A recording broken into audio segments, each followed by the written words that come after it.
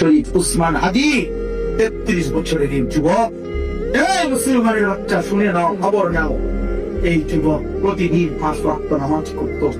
সে প্রত্যেক দিন ফজরের নামাজ করত। ফজরের নামাজের জন্য মানুষকে উঠাইতো। ফজরের নামাজের পরে তার নির্বাচনী এলাকায় মানুষের কাছে দাঁড়ে দাঁড়ে দুয়ারে দুয়ারে যাইতো। সে জুমার নামাজ পড়ে, জামাতে জুমার নামাজ পড়ে গুলিবিদ্ধ হয়েছে। সে আল্লাহর কাছে বলতে পারবে না, না আমি শেষবারও জুমার নামাজ জামাতে পড়ে তোমার কাছে আসছি মালিক।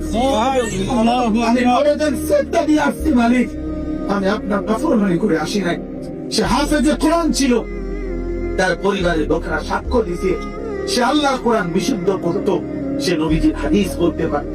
তার বাবা আলেম ছিলেন, তার মা পর্দানশীল, তার বিবি পর্দানশীল, তার বড় ভাই আলেম, সে নিচে মাদ্রাসায় পড়ছে।